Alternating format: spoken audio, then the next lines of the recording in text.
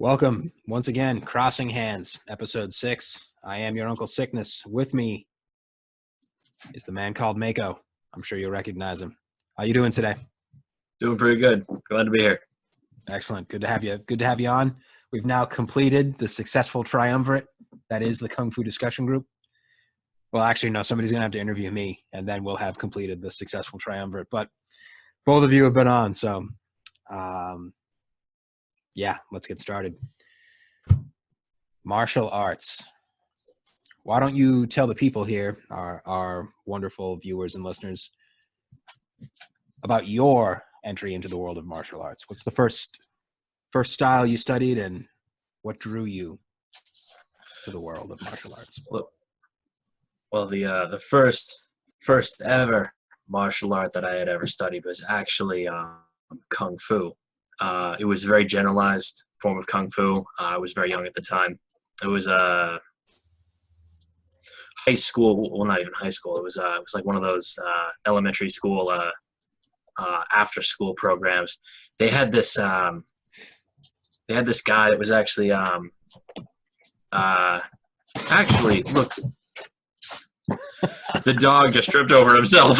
What are you doing? Clearly, he needs to work on his Kung Fu.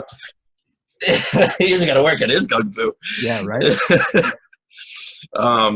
So it was actually this guy. He had this very interesting. He actually looked a lot like you, Brad. He had this very tall, Irish-looking, very, very stoic face, full beard.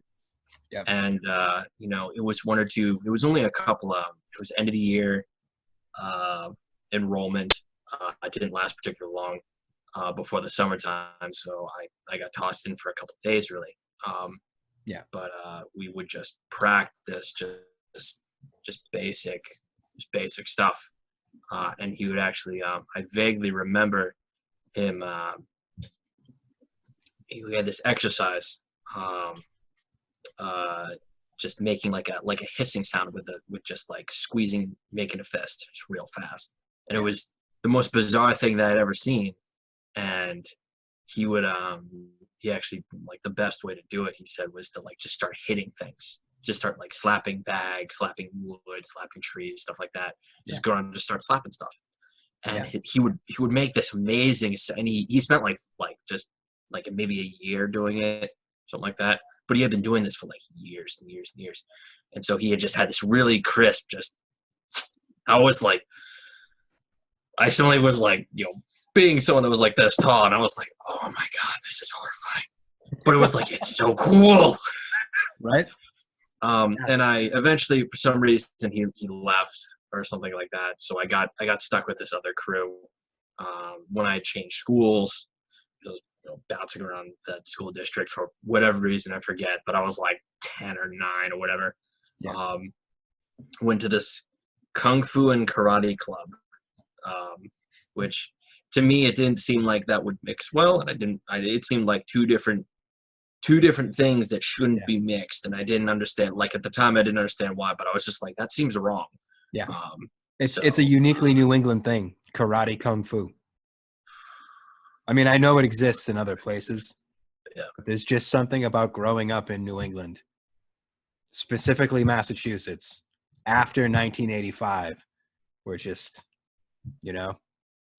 really, really black, really, really outdated mustaches just completely cover the upper lip, karate gis open. Yeah. Copious chest hair. Yes. When different poses that's just like, even when you don't know martial arts, you're like, that looks kind of cramped for some reason. Like, how does he do it? Like, that's how I felt. The shoulders there.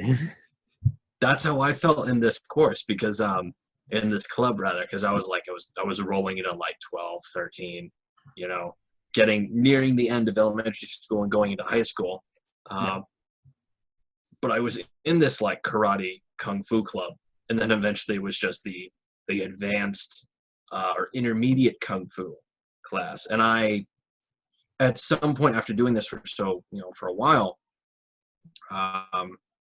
and this is after I started Aikido or Aikikai, when I was around that age, roughly. after doing kung fu in this karate club, there was the little kids that I would show up early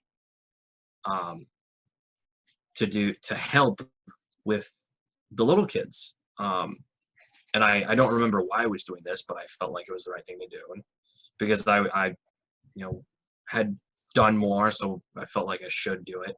Yeah. For whatever reason, but I was like 12 or 13 or something. And then after that, immediately after that started my class, the intermediate kung fu class. Yeah. And we would, do all this stuff, and eventually the woman that was running it was this woman who had done lots of kung fu, lots of animal style kung fu, and it just, everything that we were doing, that's exactly what she would do. And she would make these facial expressions too, which were weird. I was like, what are you doing? And I was trying to keep all the kung fu inside. Yes. And then eventually she brought her husband in, and her husband was this old guy from mainland China. He had the stringy mustache that came down to here and the little goatee that came all the way down. It was like stringy and gross looking, and I was just like, yeah. I'm going to tell you a secret. I think I may have mentioned this to you in the past, but you might not remember. So I know exactly who you're talking about. Do you want to know how I know who both of those individuals you just described are? Because when I was about your age, I had an awful roommate who was also a student at the martial arts school I attended. And he was a jackass who lived in a fantasy world. And he wanted to go dojo crashing. And I was like, yeah, that's illegal in the United States, right? And you don't call it a dojo when they teach Chinese martial arts. He was like, we got to go dojo crashing. So we head over to Brighton. Brighton is one of the neighborhoods in Boston for our non-Bostonian listeners. And there's a big old Anglican church that has been converted into a martial arts school for a very particular spiritually minded Japanese martial arts association. Interesting. Run by an older Asian man. Is his wife white and have short hair? Yes, and the head teacher is his American wife. You have short brown hair. It's like, so we show up at this school, and this fucking kid challenges this poor woman to a fist fight. Do you know how close we came to getting arrested that day? When she was like, yeah, just wait here, move the whole class to another different room on the other side of the building that she was about to teach. And we're sitting there, and I was like, look, man, I'm not going to jail for you. And he's like, what do you mean? And I was like, if the police come, I'm ratting you out. Because I'm not fighting women, and I'm not going to jail for, like, you watched The Karate Kid too many times. I don't know what to fucking tell you. These people are out here, like, learning how to use wooden swords to fucking discipline their souls. And you're talking about punching some woman that's clearly in her late 40s or early 50s in the fucking mouth. Like, that's not going to fly.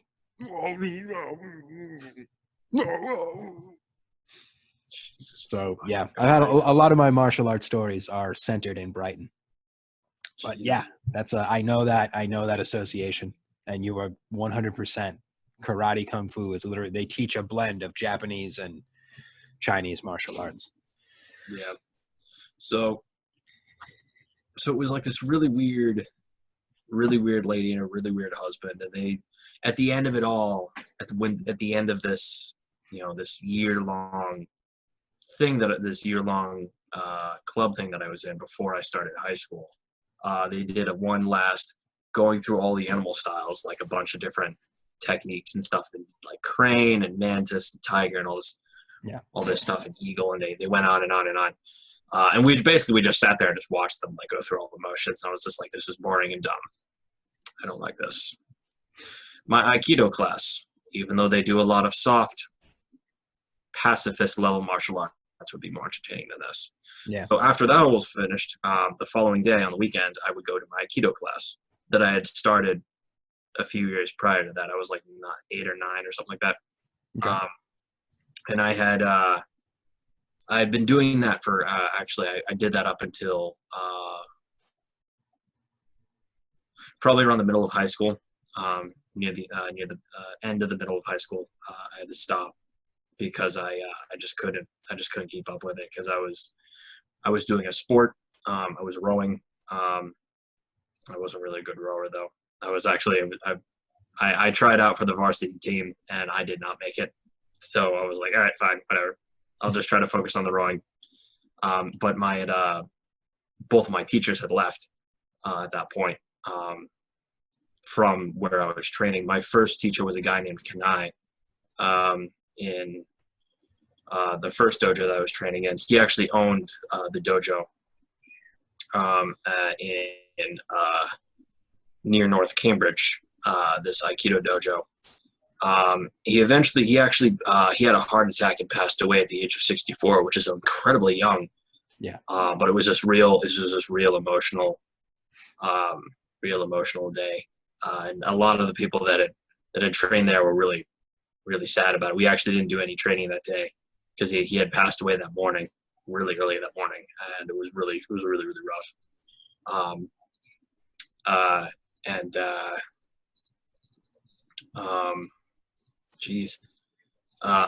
I think it was 11 or something like that when he passed. It was really, really, really sucky. But his family took over management of the dojo, and as far as I know, they still teach Aikido there.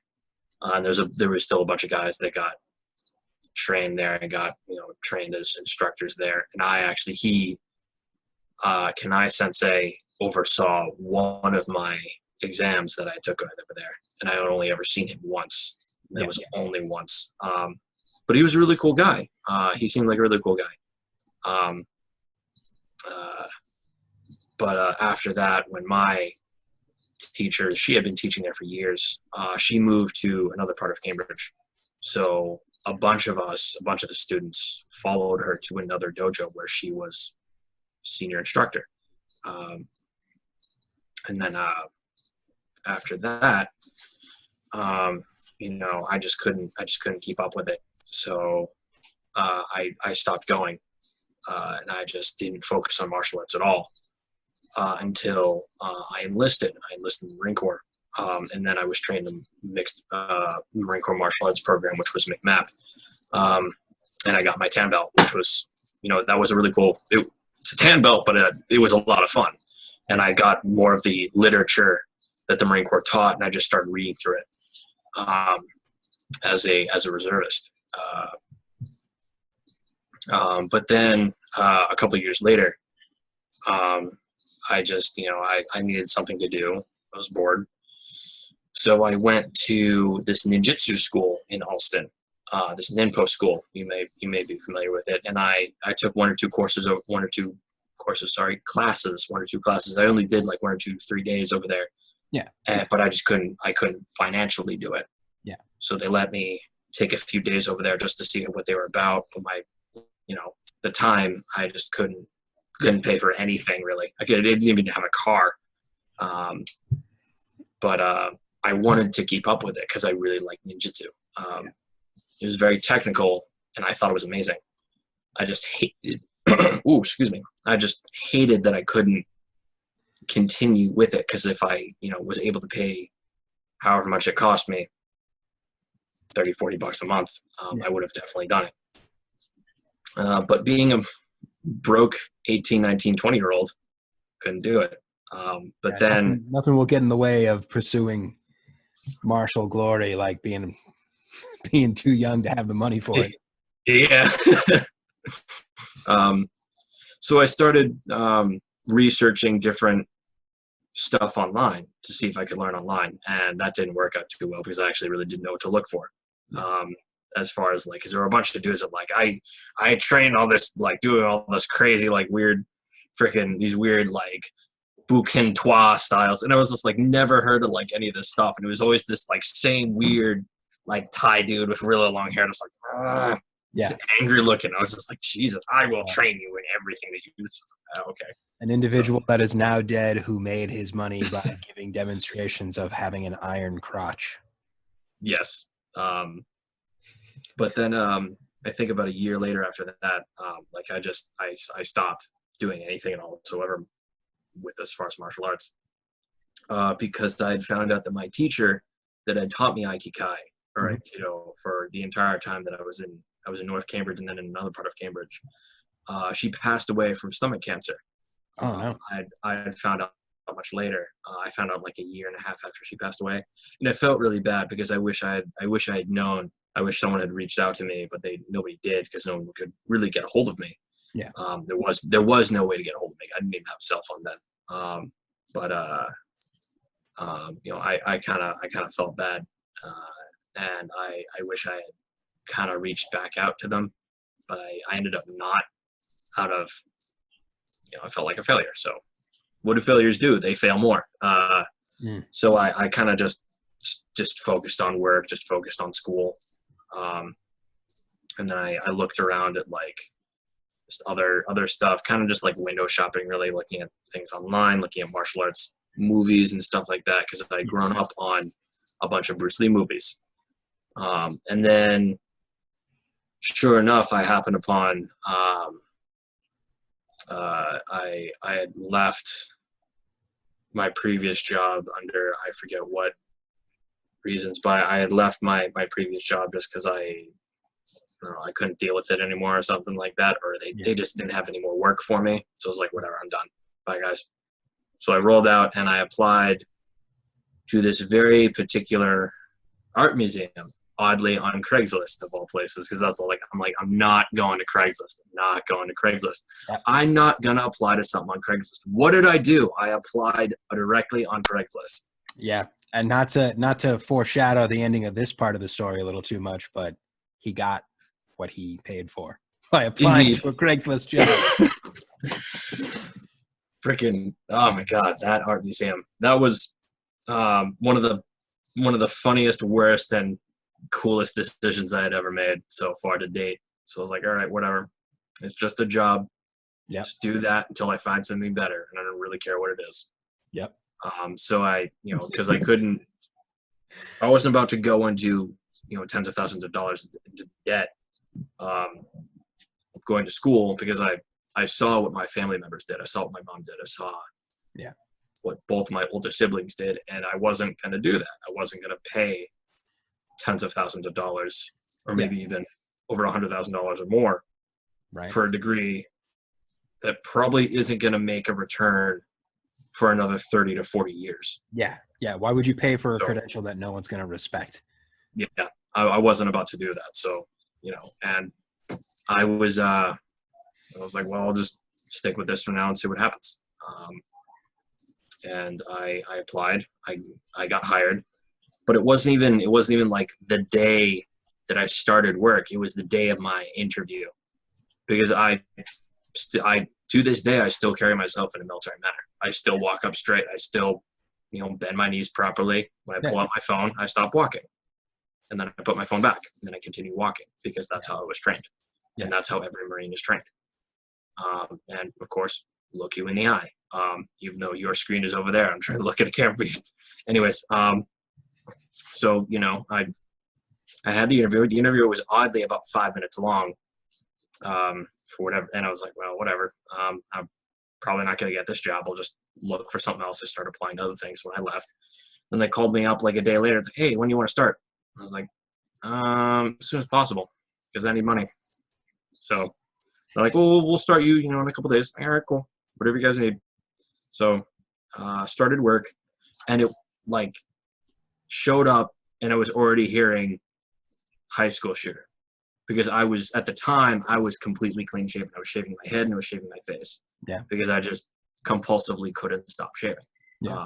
Because that's the approach. It's one of the accepted appropriate military haircuts in both the Marine Corps, Army, and well, all the branches. Like if you shave everything except as long as you don't shave your eyebrows, because that's weird. Don't ever shave your eyebrows. It's really, really weird. Right. That's that's an acceptable haircut. Yeah. It was very clean shaven. It was very crisp. Cleaned up my face. It was none of this like weird neck beard BS. Yeah. And I showed up. They gave me a uniform. They gave me a locker, and I was already hearing high school shooter. Yep. And when I would walk down the hallway, people were getting up against the wall like this. I'm like, I'm not going to hurt you. What is your problem?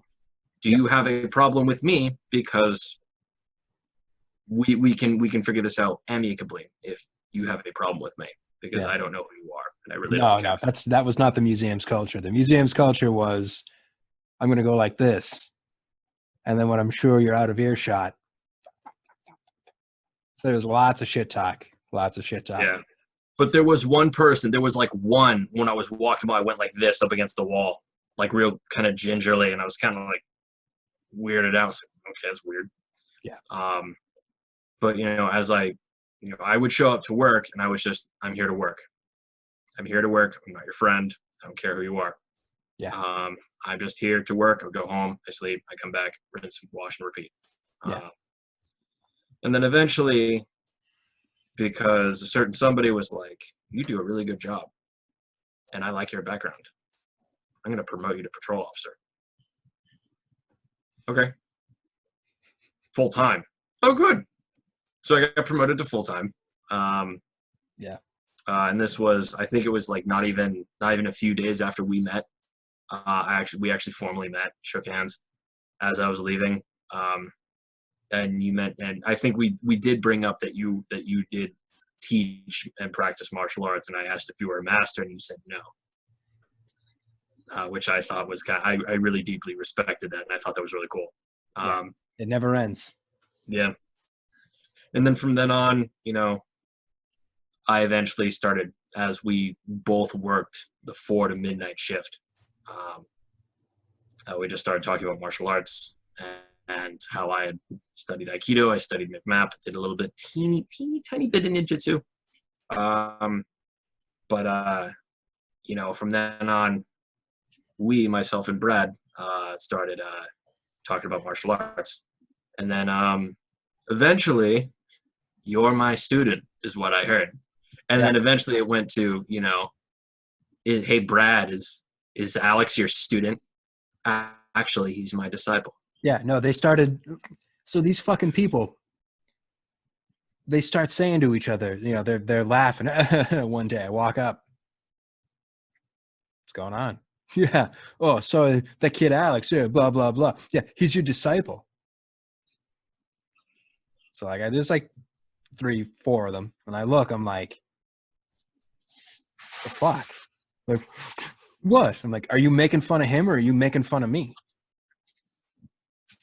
And you see, like, the smart one in the group was like, oh, I gotta go. And the rest of them are, what do you mean? What's so funny? Is being my disciple something to be mocked? What the fuck?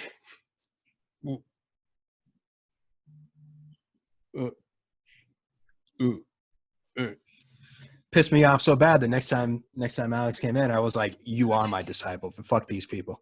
I'm going to teach you all my secrets, and so you can do whatever you fucking want. Ride on these people. I'm tired of this shit. Needless to say, even though it's been quite a number of years, I feel very strongly about this anonymous museum and its shitbird culture. I will never go back to that place ever again. So, yeah. We did, my friend Paul, actually, before I moved out here to Ohio, one day he's like, oh, what are you doing today? I'm like, oh, me, my girl, and Alex, we're going to go by the museum. He's like, oh, yeah, it's your final fuck you. What? He's like, oh, you're moving. You're going to tell these people fuck you one more time. And I was like, yeah. Yeah, we're going to say fuck you one more time. It's going to be great. It's going to be great. I'm going to actually say fuck you to people. But all right, let's take a break. We will be back in a moment. I hear the crickets in the back.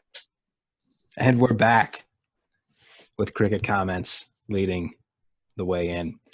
So we've reached the point in Alex's tale where he and I have met. So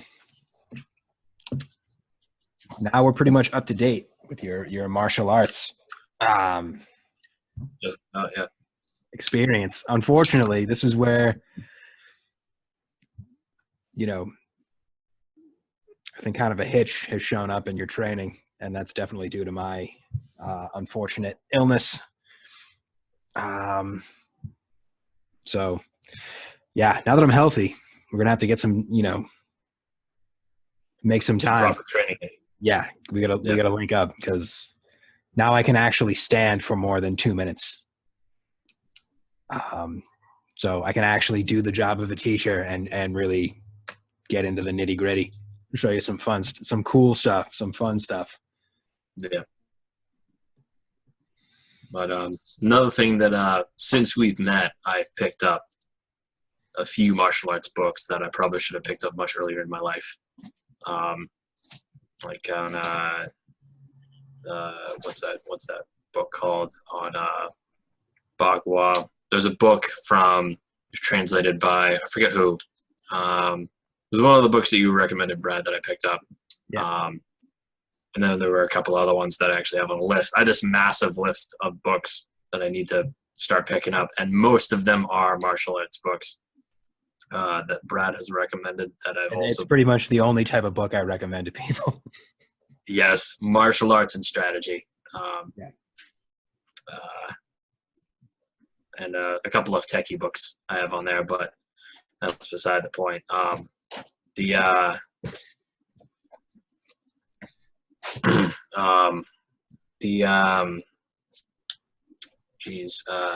was that book called? I'm blanking on what that book's called, but it was on Bagua, and I read through it, and I thought it was awesome. I didn't finish it, but then there's the other book that you recommended, Dr. Yang, Dr. Yang's books. What's it called? The Root of Chinese Qigong. Yes. And I have most of his books on a huge list that I need to start finishing picking up. Yeah. Yeah. That I thought was the coolest thing ever. He wanted to write the sort of book that you could use for a college level course. So I really recommend his books, and not just because he's my teacher, but I like quality martial arts books, and they are. Yeah. The Root of Chinese Qigong is a great example of teaching something that's really not, it's not really in the like scope of the American intellectual landscape. Like there aren't a lot of people thinking about this kind of stuff. So it's accessible, it's well written. I highly recommend it. And I had never considered Qigong something that I would even consider reading or writing about ever, or philosophizing about, really. Yeah.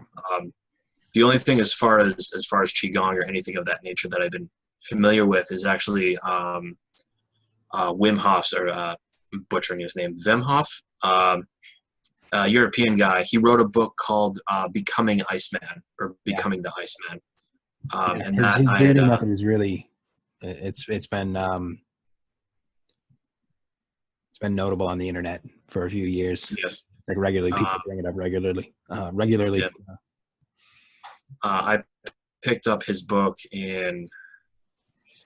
I became aware of him and what he does in high school. And then after enlisting in the Marine Corps, and then after coming home and doing my reservist stuff, and then leaving the Marine Corps, I had been practicing a lot of his cold weather stuff, because it's New England. We get a lot of cold weather a lot of the time of the year. We have real winter. Yeah, real winter. Yeah. So what I would do was I would put my hands and feet up to my legs and my arms in buckets of ice that were mixed with ionized salt, and I would just leave them in there for like minimum 15 minutes each. and I would have a couple of buckets I would stick my feet in, and I would do dishes or something like that. And then I would take my feet out, and then I would start doing runs in full blown blizzards. I was doing the Wim Hof thing. Accents coming through there in blizzards, kid. I was running in blizzards, kid. Oh my god. But we had a blizzard called Nemo that I had. I think my I had taken a photo of me standing in that blizzard. I was in a pair of shorts, minimalist running shoes, and a beanie, and I had a camelback with me, and I had gloves because the first couple times I tried this, I could only stay out for maybe like 15 minutes before my hands started burning from the cold, and I had to stick my hands in boiling hot water so I can feel my hands again. But then as I continued to do it, I went out on a regular basis. I wouldn't do it every day, but I would do it on like a weekly basis. I was doing other stuff at home. I was trying to get my hands on some ice to fill my bathtub with ice so I could lay in it and just fill it partially with ice and then fill the rest of it water, douse some salt in it, and just lay in there. Yeah. But because I was still living at home, I was not allowed to do this.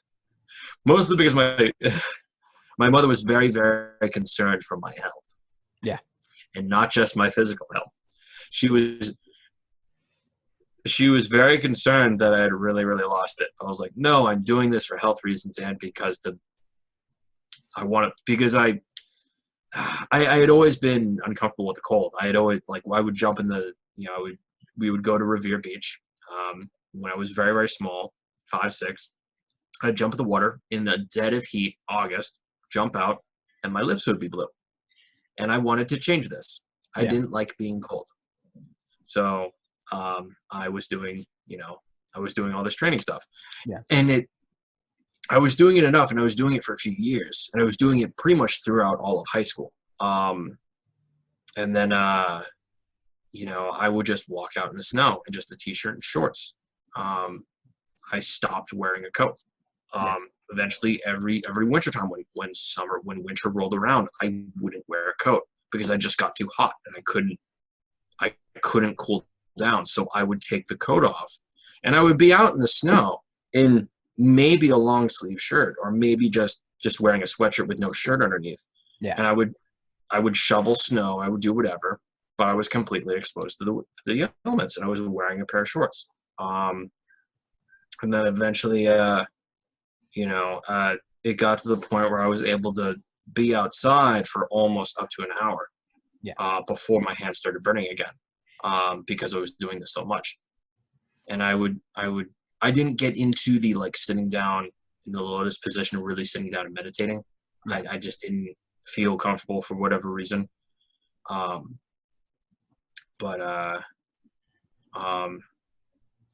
would still get criticized and judged for running around the snow shirtless. I haven't done it this season. I haven't done it, but I'm going to. Once I can find my bloody shorts and a proper beanie that I have somewhere just to cover my head, and just a pair of shorts, running shoes, and then just run out into the snow and hopefully not get hit by an SUV or a truck because they only have SUVs and trucks out here. Yeah. Well, let's be fair. There are a couple of 5 doors and 3 doors. Yes. Manchester. Yes, indeed. Yes. That glittering jewel of New Hampshire.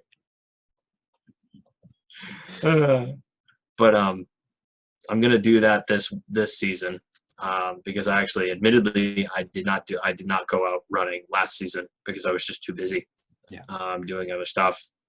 I was moving. I was working. I had an wholly unhealthy work schedule because I had to wake up at 1 a.m. to get to work, and I had to be clocked in and ready to work at 3:25 in the morning. Yeah. It was unpleasant, but it meant that I would get off in the mid-afternoon, and I would have the rest of the day to myself. Yeah, kind of. And I had to go to bed at like 6 o'clock or something like that. It was ridiculous. Yeah. I enjoyed the job. I hated the hours.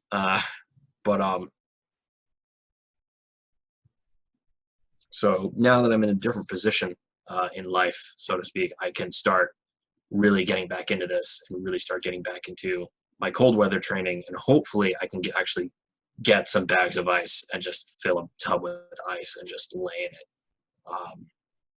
And hopefully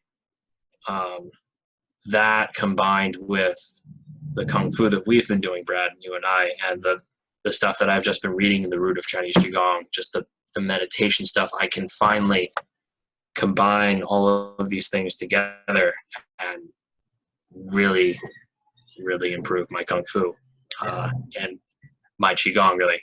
Because I've actually, since I've learned about it and since I've had a different view of it than before, whereas it was like, Qigong was like this mumbo jumbo stuff that, probably doesn't work and it sounded like voodoo magic to me. As this, like, I'm like, nah, I'm not about that. It just seemed really foreign to me, and it was never properly explained to me until I picked up the root of Chinese Qigong, where it, as Brad said, it's described like a textbook, and it made a lot of sense. Yeah.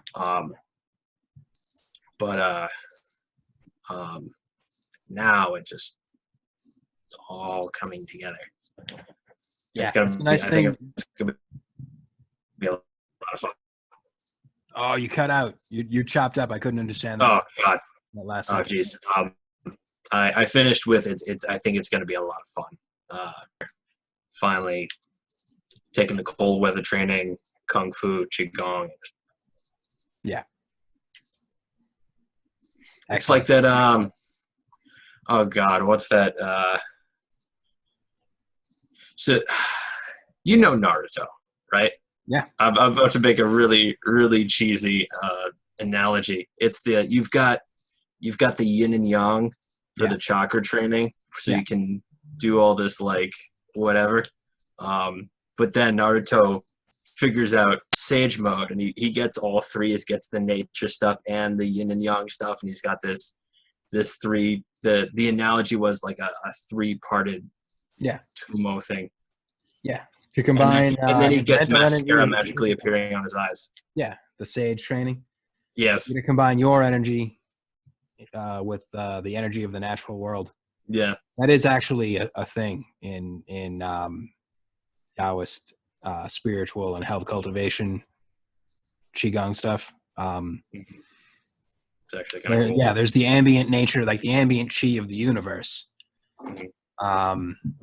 And then there's the, that's the big universe. And then there's the small universe that is your individual body. So yin and yang in your body are, just that's one nice thing about some of these, some comics. Yeah, your mental energy and your physical energy, that's the yin and yang in your body. The energy that you're born with, the mental energy, and the energy that you develop from, breathing and eating food and being an animal that moves in the world, physical energy. You need to figure out how to combine those and then figure out how to synchronize those with the natural energy, the pervasive energy of the larger universe. It's fun stuff.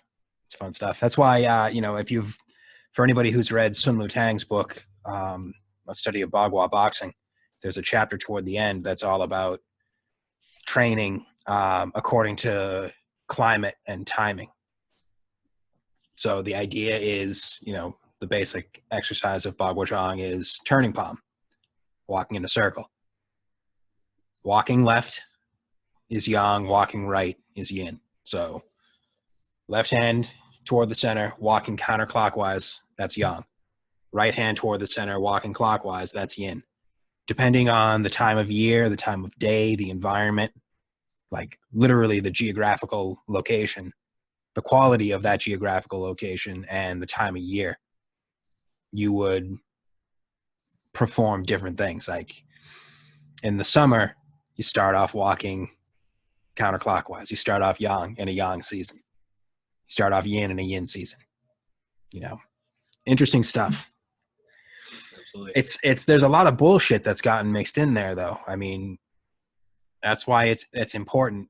I appreciate the implied big up, with you saying that you're figuring it more out by studying with me, but that's a good, an overarching point is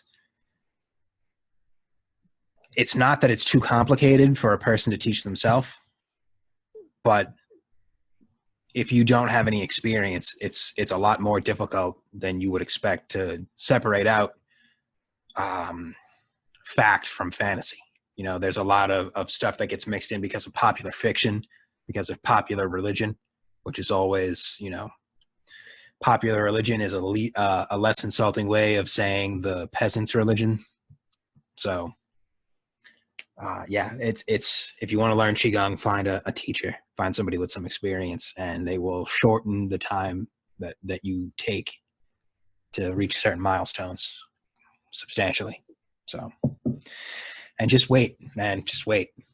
We've got so much more. I'm working on something right now for you and Matt that's really going to help ramp up your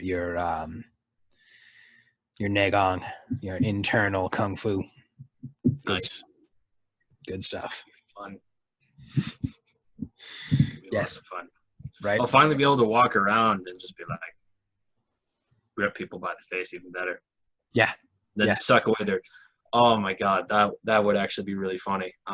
Being able to suck away people's chi, just like gripping them in the face. It kind of is. There are ways to do stuff like that. I've talked about this with a bunch of people in these Crossing Hands episodes and just in like the general group chats and stuff.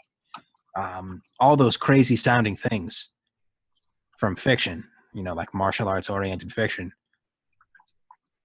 The presentation in a story, in a comic, that stuff's all ridiculous. That's fantasy, but it's based on something real.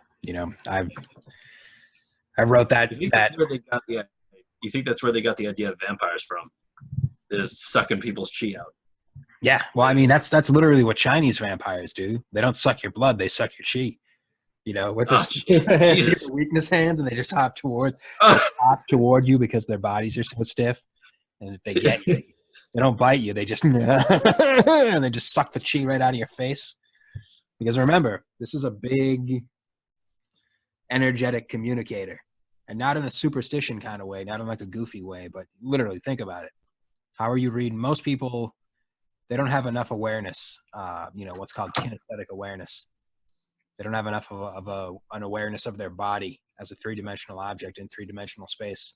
So the majority of the body language most people are reading on others or using that they use themselves to communicate with others, it's all going to be those exaggerated facial expressions. But yeah, that's a big element of understanding chi. It's not just, energy in a science sense or energy in a Dragon Ball Z sense. There's also other there's a qualitative element to physical action, a qualitative element to physical objects. I don't think many people take that into account with the popular conceptions. You're not going to give anybody a Kamehameha, but you can use chi to basically punch somebody in the mind from across the room. Subscribe to the Sickness Kung Fu email list. You can learn how. So now that you've you've got a pretty wide range of styles under your belt compared to a lot of other people that we both know, from the group chats and the discussions and stuff. Mm-hmm. So do you find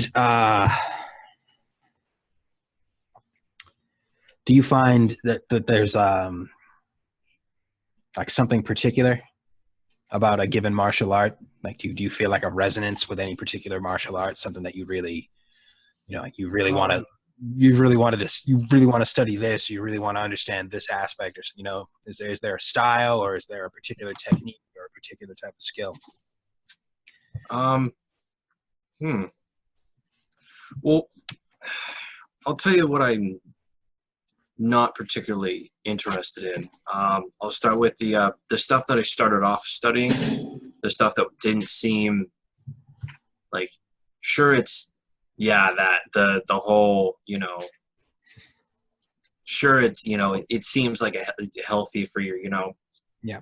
healthy for your body and stuff like that, but it's not useful. Yeah. If you get into a tussle with somebody, you are going to get your shit kicked in. That does not particularly interest me so much. Yeah. And at the time, it definitely didn't interest me, and it definitely wasn't useful to me at all whatsoever. Yeah. Because I didn't get, into a street fight.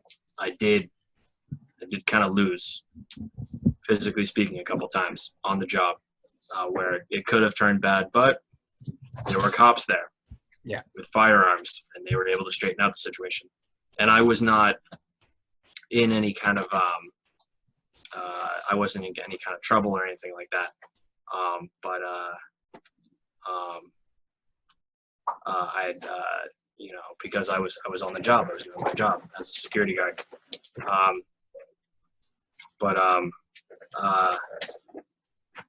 Stuff like that is not at all whatsoever useful to me now. Sure, philosophically, maybe, but we did go over this before of taking your philosophy and applying it to your martial arts. I think we went over that at least once or twice. So as far as that's concerned, that interests me a lot more. Directly applying my ideals and my code of conduct into my martial arts interests me a lot more. As far as stuff that I learned later with mixed martial arts, I'm sorry, McMap, the Marine Corps martial arts program, that by itself, just the whole purpose of McMap was adaptability. One mind, any weapon. Yeah. That idea alone interests me a lot. I like applying that idea. So it doesn't matter what you throw at me. I'm going to beat you. It doesn't matter how it happens. Yeah. It doesn't matter if I have to rip your throat out with my teeth or beat your face in with a Kevlar helmet. Because that's exactly what happened, what earned the Marine Corps the name Devil Dogs, because that's how they fought. They fought like animals. Yeah. And won. That interests me a lot. Later on, after you started teaching me some Xingyi Chuan, I'm still very new to that martial art. However, the fundamental basics interest me immensely. Yeah. And then, of course, into Bagua, which is circles within circles within circles. Yep. That concept by itself of a three-dimensional circle, I sort of kind of get. It's just applying it to, my three-dimensional space. Yeah. That is what I've been having difficulty with, is applying it to me. Yeah. Like if I'm looking at say you or He Jin Bao or any of his students, doing this, from my computer, it's like, okay, I get that. Yeah. Now just I have to do it. Yeah. And that's kind of been difficult. Yeah. That's the whole the limitation of trying to learn from a teacher who was sick. Is there's just a couple of things that it's easier to catch the knack when you can see it up close. And I don't mean up close like you were saying, like watching somebody do it on a screen or watching somebody from a distance in the same room. You cross hands with the teacher and the teacher shows you, see, this is what I'm going to do. And then they can immediately explain, this is what I did. This is how I did it. This is how you can do it. And then you immediately get a chance to apply it. You immediately get to start building up that body knowledge. That's like the one part that's missing right now for you as far as Bagua goes. Cause but your Aikido experience will serve you well since O-sensei is reputed to have learned some Bagua when he was in mainland China. Yeah. So, but also, what also interests me is not just the internal styles that we've gone over, and the internal styles on the Sickness Kung Fu website, but also what also interests me is the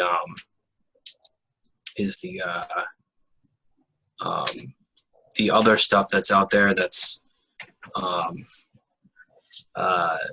other martial arts like geez, what is it? Like using weapons and other stuff like that. More weapons focused martial arts, and even more modern martial arts like Krav Maga seems like a lot of hard external power. Yeah, aimed at the crotch. Yes. Well, that seems interesting, and it has been applicable definitely for the Israeli military and perhaps other militaries that have taught it. Something that's more, I guess, more graceful is something that interests me a little bit more, because the internal styles that we've gone over they seem to have a lot more grace to them than more modern styles. Like the Marine Corps martial arts program its whole purpose is to completely demolish your opponent. It doesn't matter how it happens. Yeah, there's no option for taking somebody, there is no submission. There is only death. Yeah, there's no taking hold in a living military martial art. I mean, Xingyi is reported to have military roots, which is why it's still relatively aggressive compared to other styles from the same region. Not emotional aggression, as I like to say, it's tactical aggression. Yes. You're not gonna Hulk out on somebody and try and gouge their eyes out with your thumbs. What you're gonna do is, step into their space immediately, quick series of blows to vital points. You want to put somebody on the back foot, either get them to give up immediately or render them unable to continue the fight. Right. But that doesn't necessarily imply, like you said about the Marines, taking your helmet off and bashing somebody's face in with it, biting somebody's throat out. I mean, you could do that, but that's nowhere near as graceful as what we've been going over. Yeah. Empty doors and all that. Yes. But other styles like karate have fallen out of interest for me. Other styles like Muay Thai seems like an interesting style, but that's very external. That's all based on the legs. Whereas I think it would be important to learn how to use your legs in a very aggressive manner, not just for balance and proper footwork, of course, because footwork is something that I'm horrible at. I'll look like a dancing chicken a couple times. And I think one or two times, last time we actually had a proper training session, I kind of felt like a dancing chicken, just a little, because my footwork is garbage. Well, that's one of the benefits of actually studying Bagua. That's what I wanted from Bagua. Yeah. Like as a practical, even if I don't really get what this has to offer, I'll at least get better footwork. Because just like you, when I was younger, I felt like I had goon level footwork. So I wanted to improve as quickly as possible. Yeah. But like Muay Thai seems like, as far as I'm concerned, would add something interesting to the table.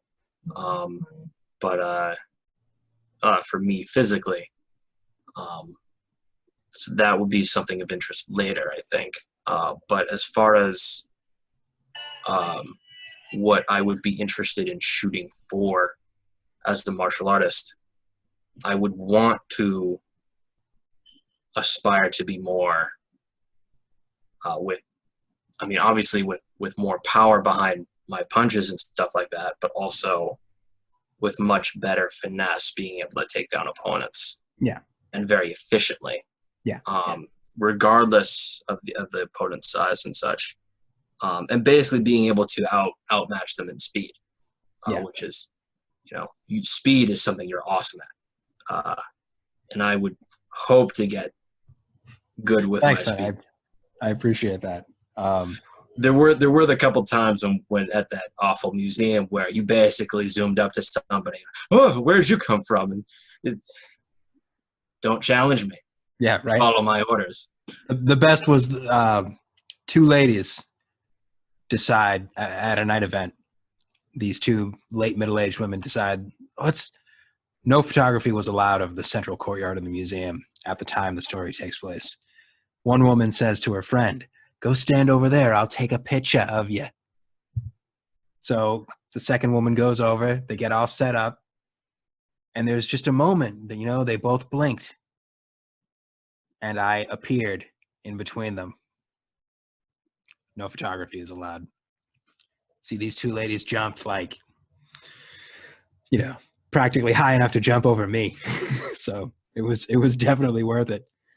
And the guy I was working closely with that night, he was like, hey, that was pretty quick. I think you're getting healthier. Your speed seems to be coming back. It's like, yeah. Soon I will obliterate all the middle-aged women in this museum. And they deserve to be obliterated. Oh my God, it's an awful place. It's a beautiful, beautiful environment full of awful, awful people. It's like they think that they were co-founder. Well, it was founded by a woman, and I'm a woman, so I must be the founder. It's like, no, your mustache is several grades weaker than hers was.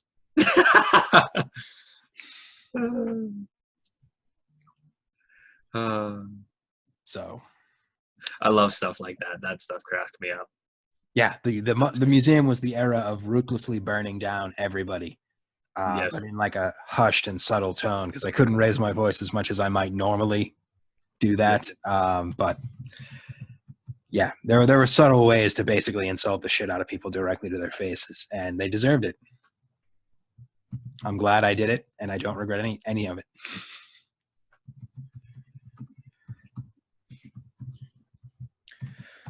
So, footwork and speed, those are some things you want to work on. Yes, definitely.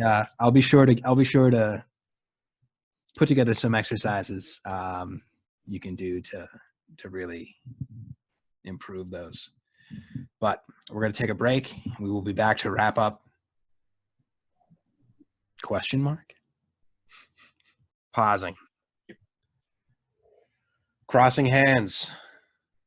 Episode 6, I think. Back. I literally just looked to confirm what number it was and immediately forgot. But we're back with Alex, aka Maeko. So we've been recording for a while. It's footage that is not going to make it into the actual release for a number of reasons that I'm sure nobody actually knows about. But Alex, where we had left off last time, we had discussed your martial arts background, sort of what drew you in, what prompted you to continue your studies, that sort of thing. But I'd like to shift it now. Why don't we talk about some of your experiences you've had practicing a new type of martial arts. You've been learning internal martial arts from me for as long as we've known each other. And while, unfortunately, I wasn't able to be as hands-on a teacher as I normally would be because of my previous health problems, you have made some amount of progress. So why don't you tell the people some of your impressions of the differences between the sort of Japanese style you had learned and the slightly specialized Chinese style I tend to teach? Well, so for the Japanese style that I studied, Aikido, being a very soft martial art, it didn't really go over the internal at all if I recall correctly, it didn't go over at all, or I probably just wasn't paying attention being a teenager and a much younger person, over the internal energy aside from the basic functional body mechanics of the muscle movement, whereas Xingyi, Taiji, and Bagua go over it quite extensively, and it explains the electrical current that goes through the body, the chi, whereas Aikikai or Aikido does not, and McMap definitely does not, and Ninjutsu, in the brief stint that I studied it for very little, does not. But as far as Aikido as a soft martial art, it was more about, as we've gone over before, was more about reflection of power, which is the more external power that humans produce when throwing punches and such, or even kicks. For qigong, for Xingyi, Taiji, and Bagua, it is much more extensive and far more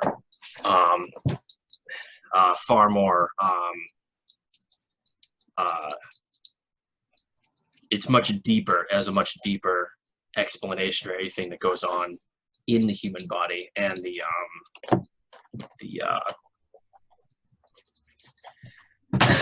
the dog just started. I don't even know what he's eating, but it goes over a lot more, is what I'm getting at, and it's much more thorough in its explanations, and even goes over, the mechanics of what the body does far more extensively than Aikido. And I'm repeating myself now because I just lost my train of thought.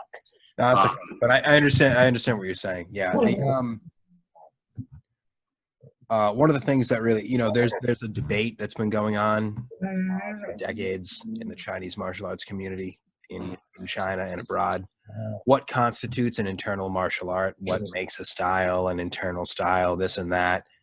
And it's true that there are a lot of Chinese martial arts that have well-developed chi cultivation and internal power exercises and mechanics and concepts.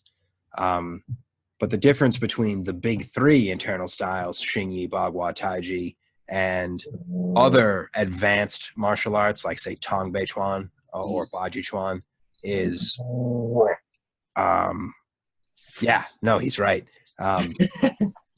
Like a big difference is the degree to which the training centers on and relies on the explicit, deliberate cultivation of the internal energy. You, as you said, you practiced Aikikai, a more martial variant of what most people know as Aikido.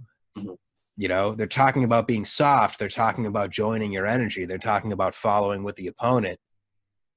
But beyond those sort of rubrics, those like catchphrases and colloquialisms, what are you really talking about? Yeah. And it's fair for you to qualify your experience as, I was a kid when I was studying that. But at the same time, there are people much older than either of us that still, they're going to have the same questions that you would have had at 16, 17, So yeah, definitely. It's an interesting paradigm, Yes, we have chi, we have internal training. Okay, yeah, you do, but is it 95% of your training regimen? Yeah. No, then you don't count as, that's what separates the big three from other styles with internal training. Especially in northern China, pretty much every style has internal training, but they're not centered on it. Our good friend Yoga Midnight recently came up on some video material by a guy named Scott Meredith, and this is like Scott Meredith's books and DVDs on internal cultivation, Neigong, Neijin, stuff like that. I recommend this stuff constantly in the private discussions and with my martial arts friends. But I find that there are two types of reactions: people who see some of the things he says to make a point and get angry and then throw away what this guy has to say, and people who did what Matt did. Oh, I didn't expect that. Why did he say that? And then they go deeper and they realize, there's something there that you really should, take the time to find out. So he's going to send you, he said he was going to send you that copy, right? Yeah. Apparently he has. Let me know what you think. I'm really interested because this is great stuff. And, I've recommended this to a certain other individual, and it was definitely wasted breath because the person that we're slightly making fun of, with inside jokes that you viewers might not get. Man called subs. This fucking kid, me and him almost got into like an actual fight over this where he was like shouting at me, and I had to give him the "who are you yelling at?" Well, I don't agree with what he said. It's you've got no experience, so how do you even fucking know to disagree with this dude? This guy's been practicing longer than the two of us have been alive. I'm inclined to say he knows what he's talking about more than I do, and I definitely know what I'm talking about more than you do. So, yeah. But yeah, I think you'll enjoy it. So the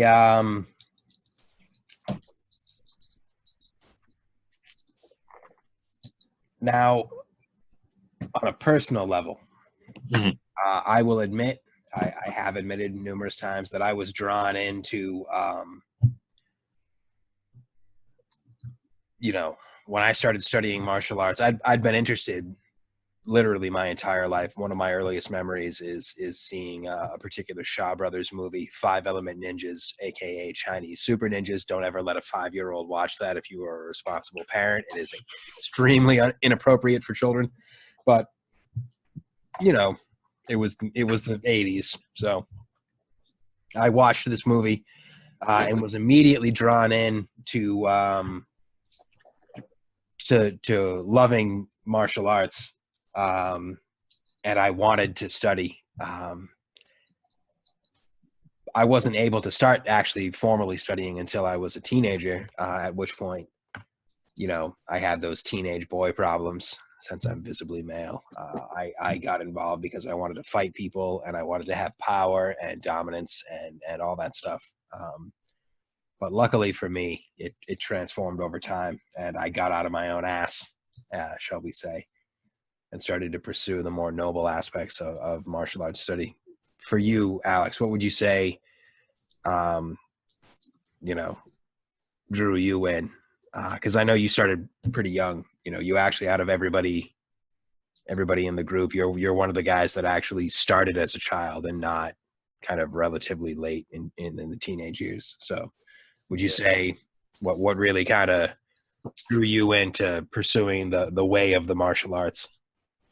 Well, when I started, I was still in my single digits. I had like all young folks, I had problems in school, and I wasn't exactly the toughest kid on the block.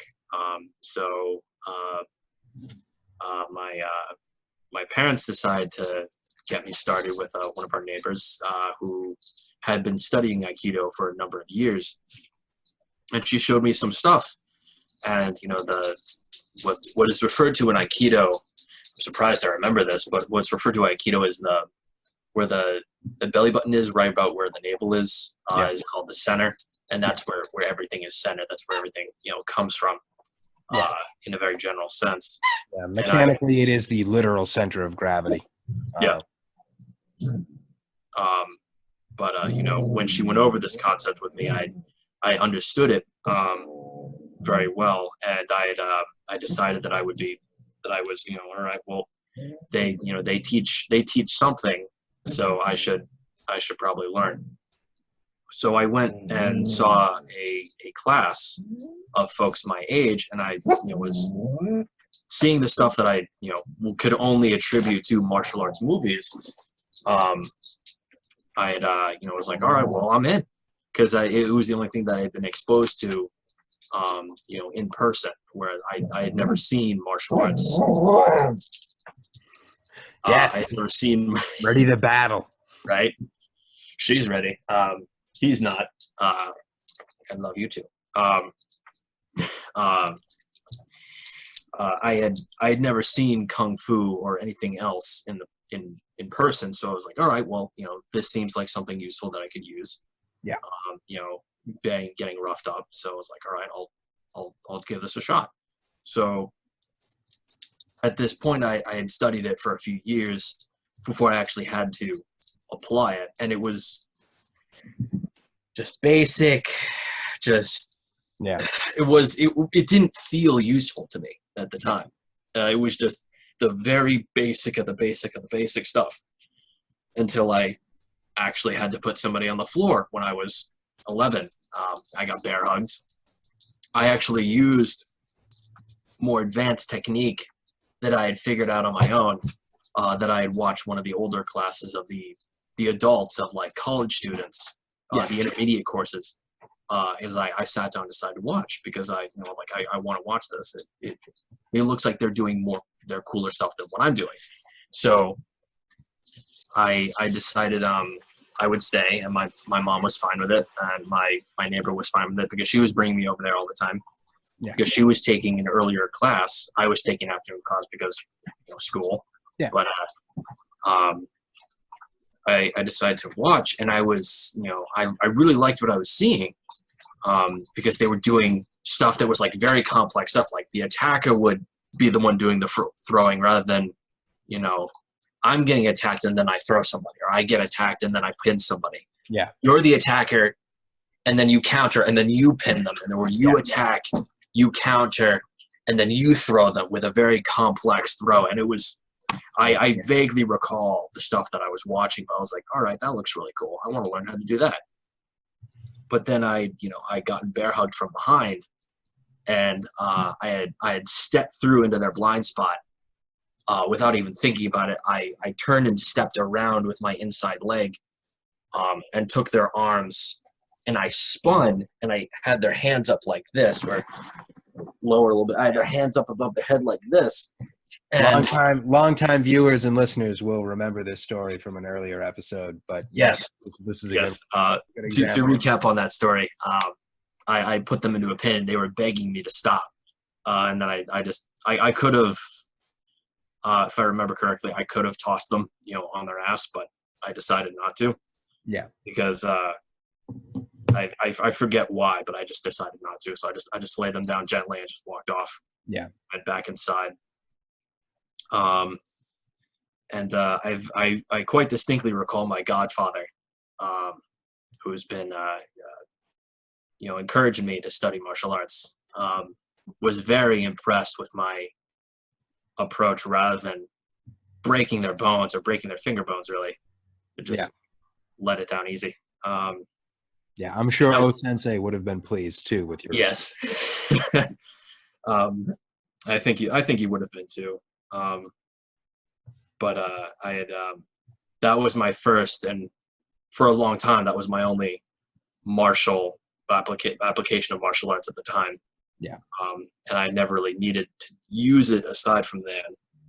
There were a couple times on the job I had to not rough somebody up, but I had to pin somebody when I was working retail security, and that was fun and awful because that was not worth the money. Hey, it's worth the experience, but you're right, the money is definitely lacking at most places.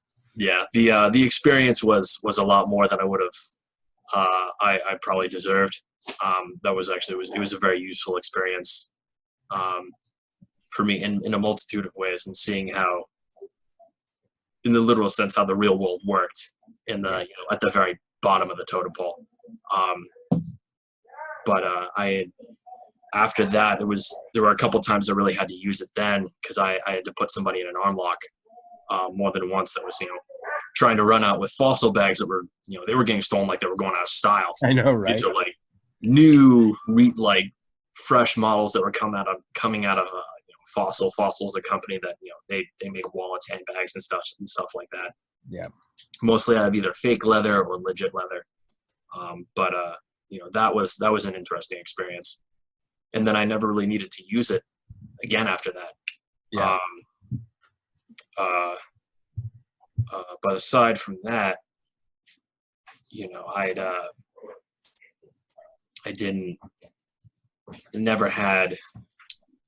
I was never in a vulnerable position to be like in a spot like that ever again. Yeah. I just lost my train of thought. No, that's all right. We have plenty of material to work with here with what you've said. So,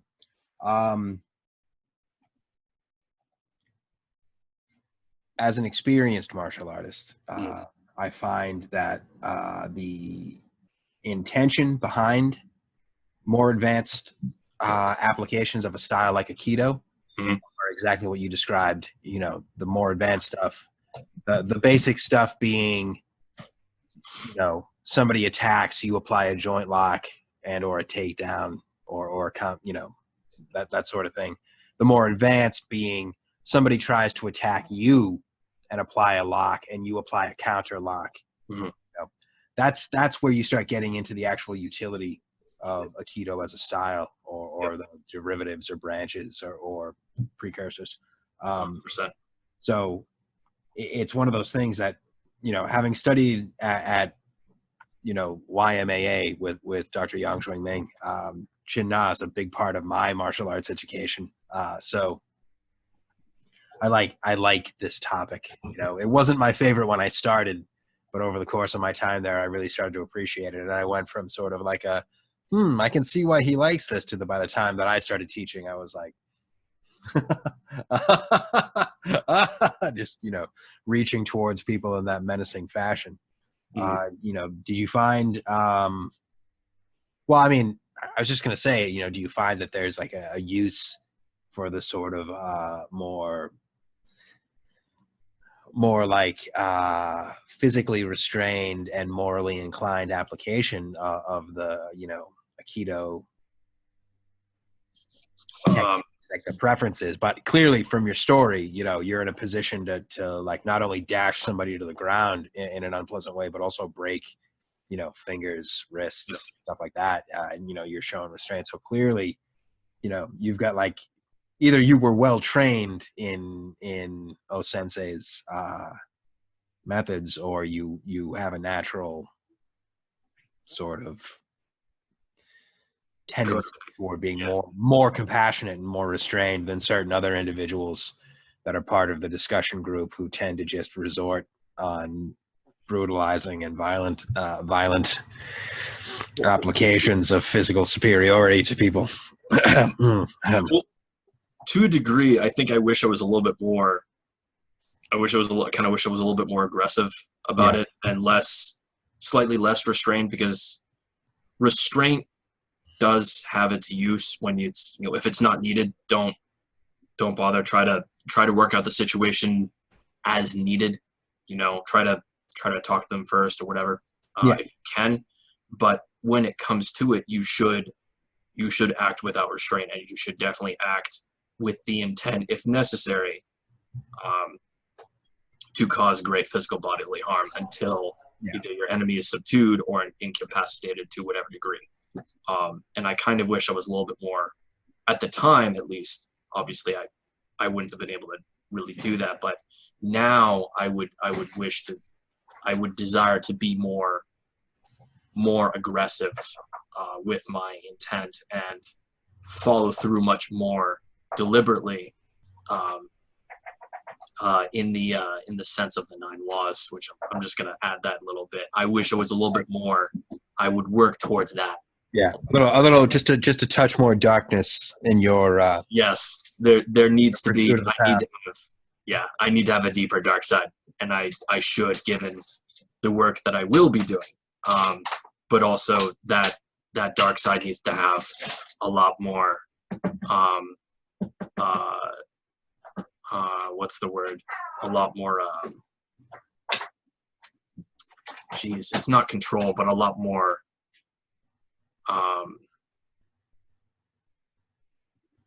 Better management, and have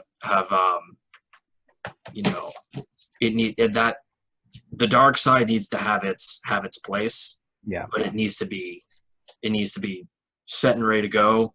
But also there needs to be, I need to be much more calm and much more level-headed than I am now, to apply it properly and appropriately and lawfully, more importantly. There's an excellent, not to interrupt you, but there's an excellent movie. Keanu Reeves plays the villain, and he directed it. You can find it.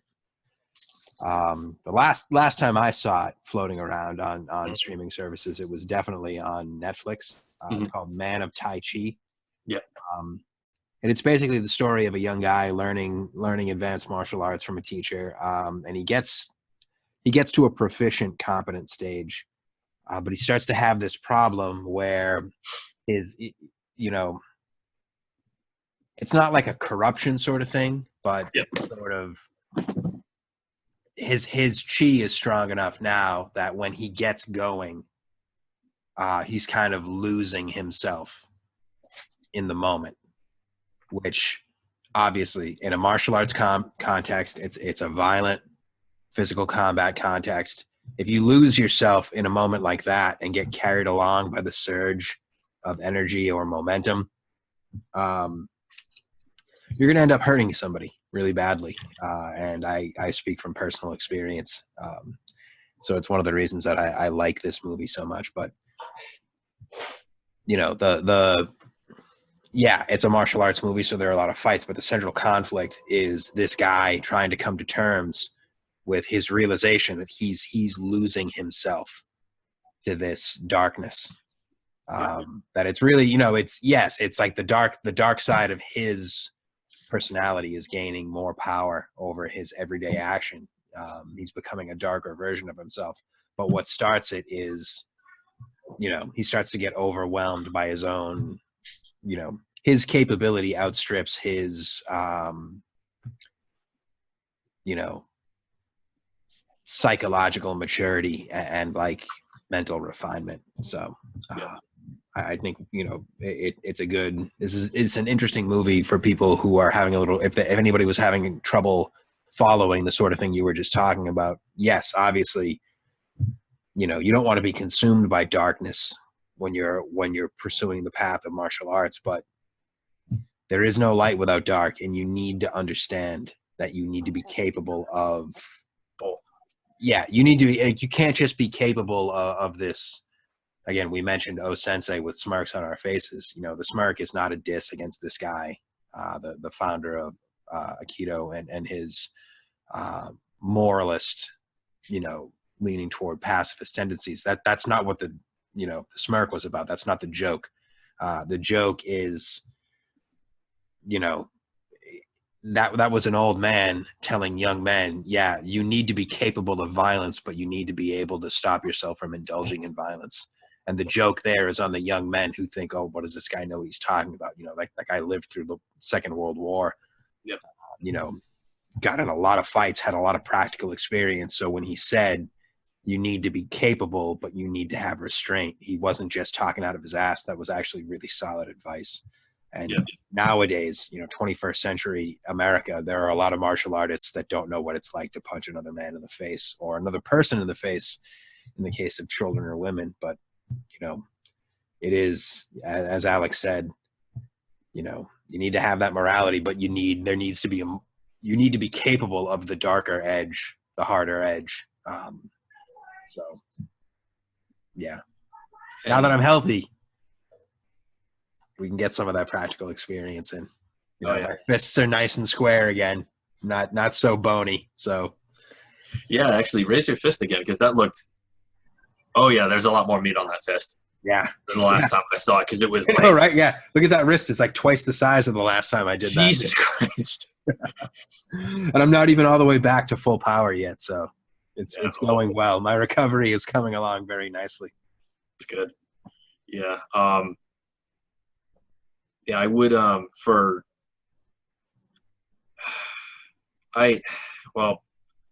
just go out with it. I've always tried to in as far as martial arts is concerned, especially when I started very young with Aikido, I had this very idealistic sense, very noble idealistic sense of my martial arts, even though it wasn't very extensive. Obviously I wasn't the strongest person in the class, nor was I the most skilled, but I tried to hold myself in a more, I guess, to put it quite plainly, a more righteous sense. And it didn't always work out, obviously, but I tried to be better, but I didn't understand the concept of applying the darkness, because I tried to have this very, to make a Star Wars reference, this very pure light side, and it. Yeah, knowledge and defense. Sometimes you need to cave people's faces in. Yeah, definitely, and that's I've run into a couple of experiences like that, where I probably would have been justified in like breaking somebody's face open and cracking their skull in half. Yeah, but I didn't, because I tried to stick with this, you know, this righteous approach, and I'm not in no way. I wouldn't say that I'm you know, more righteous than anybody else. I wouldn't say that I'm, you know, by any sense of the word, a saint or anything of the such. Yeah. But I did did try, but it was a very naive, being a young person, it was a much more naive approach to a sense of righteousness, and it was a very much a lack of or rather, I should say, as zero concept of the darkness in other people, and the darkness in myself that I, admittedly, for a long time refused to acknowledge, because I tried to have this very light approach, and it only became more and more apparent, and it became more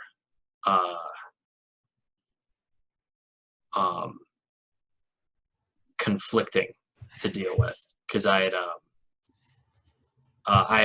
eventually stopped practicing martial arts for a while because I was more focused on work and school, and everything was piling up, and coming back home and having doing whatever, trying to focus, and having life throw itself at you, as young people, young adults will, obviously they come into the real world and they're like, oh my God, especially millennials. I just couldn't focus on my martial arts, but even then, when I wasn't focusing on martial arts, I had this very hard time trying to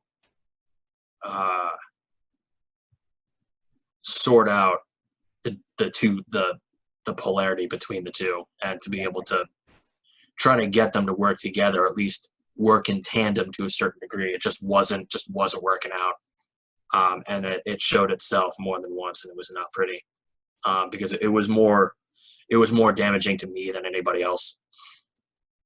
On one occasion, it did seep out and damage both me and somebody else, and that could have turned out real bad, but it didn't. Yeah.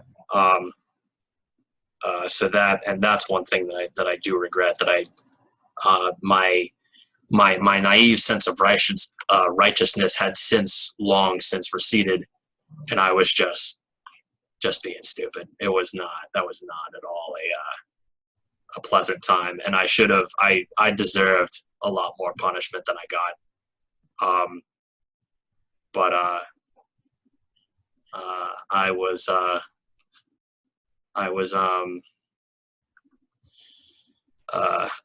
given a clean slate, or not a clean slate, but I was given a pass on that. And I should not have been given a pass on that. I should have had to deal with the consequences of my actions, and I didn't. And that would have definitely made me a better person, to deal with the consequences of my actions, but it was forgotten and gone to the wind. Yeah. And to this day, I do regret those actions. But as far as getting back into martial arts, I had after meeting you, and after getting interested into Kung Fu again, because I had been interested in Kung Fu specifically since I was very small, and when I was studying it as a wee lad, as we discussed before. But getting back into it and then studying, the way of the different philosophies of martial arts, and instilling your philosophy in your martial arts and your martial style, that was able to bring me back from the fringe, from the brink, and that I think we did break contact for a bit after we both left that awful museum, and I kind of got lost again. I mean, when you're spending like 18 hours a day sleeping because you physically can barely stand up, Yeah. So I apologize for that. It wasn't like I did it on purpose, but I just no. It was I was part of the problem, because I was just like I was lost. I was in more than one sense. I was lost, and I definitely needed guidance at that point. It was I should have been more proactive about it, and I was inches away from getting myself into trouble, but I didn't, and I missed the bullet to the skull by just a few inches. welcome to the club. Yeah. But I had I was really I was very much conflicted, and I didn't have enough sense to really try to stop and look inward. And more recently I've been able to look internally and try to sort out the two to have a more seamless, polar yin and yang setup in internal. I'm blanking on words, but internally I was able to sort myself out. Yeah, no, I understand. I mean, it's a balance. You have to understand that there's, I mean, it's hard enough, just growing up sort of in the modern world, you know, I was basically a preteen when communism was destroyed. My teenage years, there was no real opposition to sort of this idea of what's now called Western capitalism or whatever. But you know, to grow up with that sort of aimless, undefined sort of, you know, that air of like aimlessness, not formlessness in a philosophical sense, but just sort of aimlessness in kind of a moral sense, like a self-identity sense. I can really understand why there are so many people in your generation that are, you know, they abhor violence on an individual level. They would never fight anybody else for any reason. But you put, you know, 5, 10, 15 of them together, and all of a sudden they're talking about kidnapping the president of universities and shit because of politics and all sorts of other foolishness. So, I mean, I understand this weird disconnect from the reality, in one sense, the reality of life.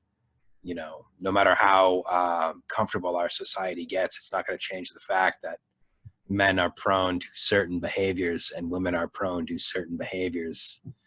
You know, like, we all have our own predispositions and tendencies, shall we say. So yeah, I get where you're coming at. There's a, you know, no matter how comfortable and safe your life may be, there is definitely still a balancing act that you need to engage in. You need to strike that balance internally and understand how far are you willing to go, because there are things that I'm comfortable with, you know, that if you ask like a rando on the street, actually, you know, I've got a new guard at my site,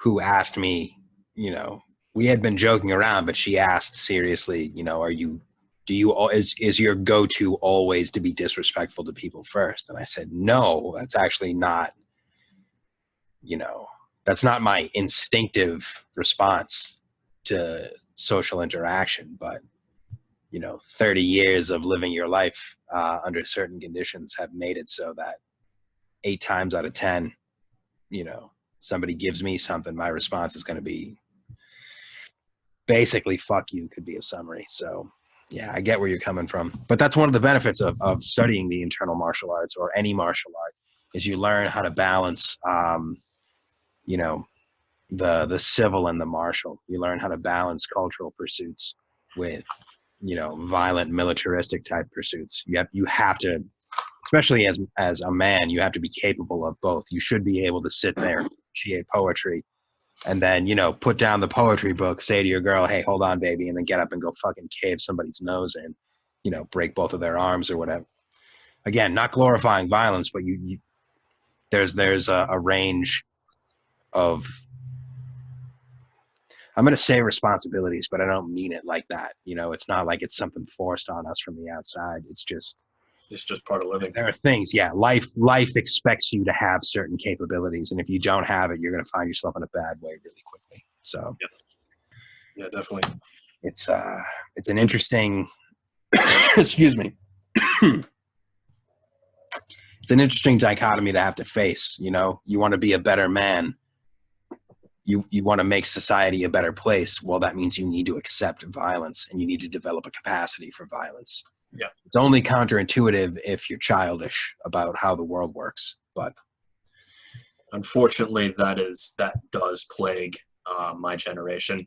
I don't think that's gonna plague the upcoming generations, because they're gonna see the example that is set by folks my age, between the ages of like as old as 30 and all the way down to, someone who's, 22, 21, Yeah. who's on the younger end of my generation. Yeah. They're going to see that, and they're not going to, I don't think they're going to like it. I think well, they clearly already don't, the Yeah. rank and file and the Antifa are just, I hate to paint with a broad brushstroke, but it's not fucking baby boomers filling out the ranks of that group. No, it is not. And I think I would hope that the younger generation coming in, learns from both the mistakes of the boomer generation, after World War II, and then the folks that were born from the boomers, the millennials. I would hope that they would learn. I mean, it's, us Gen X types we're not free from blame. Yes, most people know us for making cringy, extreme comedy and sports videos, but there are a lot of mistakes that were allowed. Your generation was allowed to make mistakes because people my age weren't stepping in and saying, hey, I wouldn't do that shit if I were you. Yeah. You can't blame you. There are a lot of willfully awful things that millennials do. I will grant that, but there are some things that they're doing because nobody cared enough to step up and say, hey, there's another way that you can do this. There's another approach to this. So it's not like it's entirely. I mean, I had the experience about 2 years ago having a certain conversation with a certain person who's a millennial, and I realized that, like, I kind of had the impression that 99% of millennials were basically retarded. And I realized in the course of this conversation that you were deliberately miseducated about essentially recent history. The last 100 years, the 20th century. I take it for granted because I lived during part of it, but I realized that for some of you that, people born in the 90s, you might not realize how close in time certain things actually were, so like trying to explain to somebody how close in time the presidency of John F. Kennedy and the presidency of Richard Nixon actually were, trying to explain what Watergate was, trying to explain how long Vietnam lasted, trying to explain why people making Vietnam comparisons for the war in Iraq or the war in Afghanistan were like, yeah, it's fucked up on one level, but on another level, it's like, this is kind of sending a very particular message about what we've been doing with ourselves for 20 years as a society. Yeah. But it's an interesting, it was an interesting experience to have, where I kind of realized, like, right, it's not that you're all fools. Some of you are saying this idealistic goofball shit because that's literally all you have to work with. Nobody had the decency to give you like a basic. Yeah.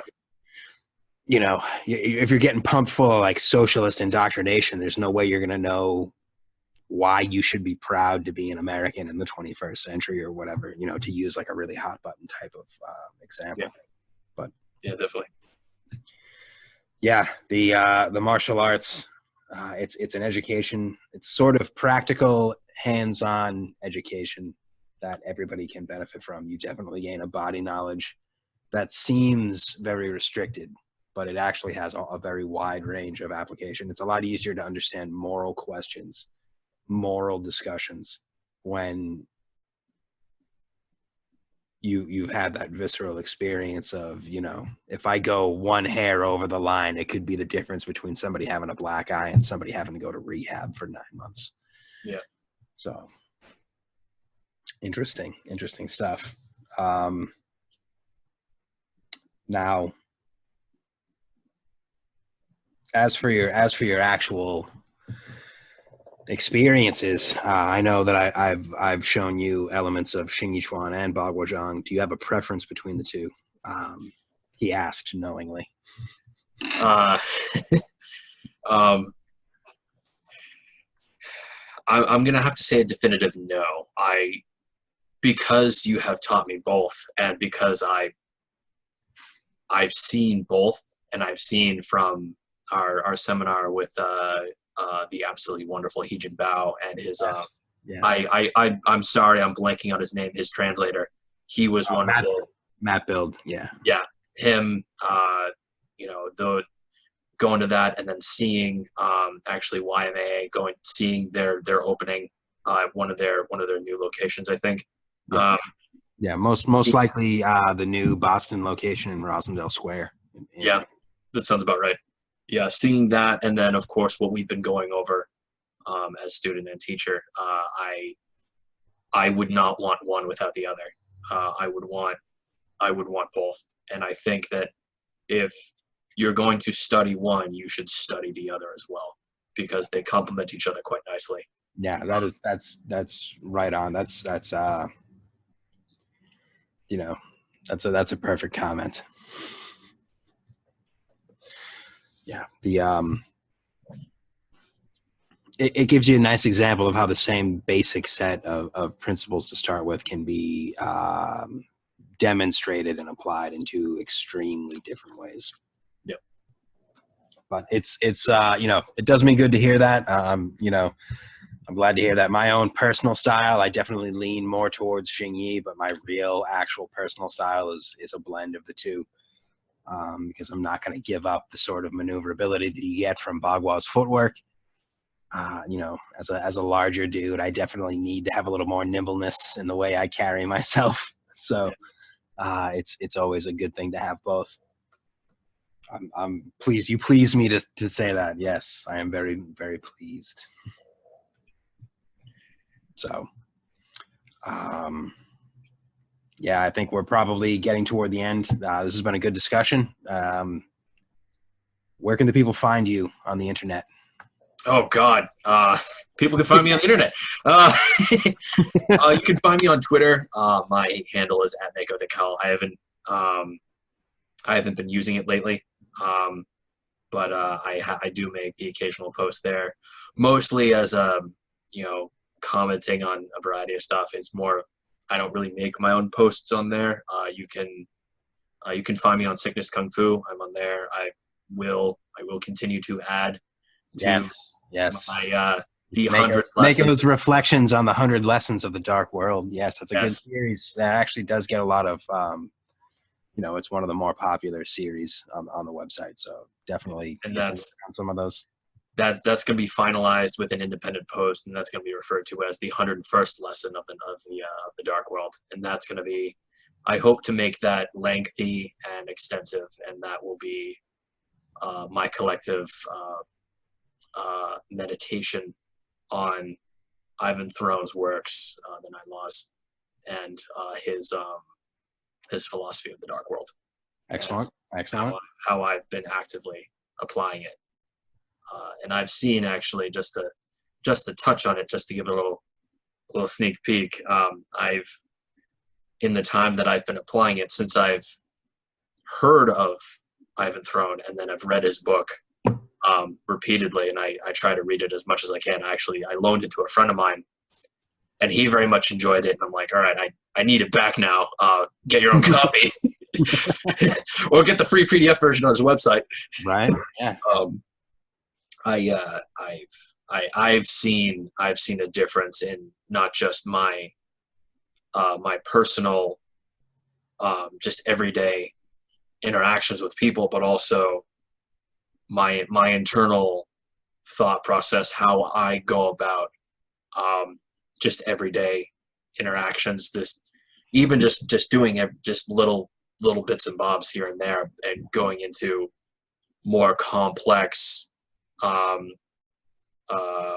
forward-thinking actions, that, like the one that I'm going to be taking very, very soon, that have actively pursued over a year, which I'm right. No need to spoil it. Let them find out by pursuing you on the internet. Yes. And that'll for those that don't catch it on, I'll explain later what that is. But that is something that has most definitely been imbued with what I have learned from the Nine Laws, and what I've, by extent, learned from Ivan Throne and his works. Which, if you haven't read the Nine Laws, or if you haven't started reading the Nine Laws, you're wrong. Yeah, I would agree with that. Hashtag Kung Fu Uncle approved. You have to read the Nine Laws. It's a must read. Excellent. Well, it's been It's been good talking with you again. Always a pleasure. You can catch us regularly on the Kung Fu discussion group. So this is your Uncle Sickness. Build up your Kung Fu. Stupid? No good? With no talent? You shouldn't talk like that. We can fix your problem very quickly.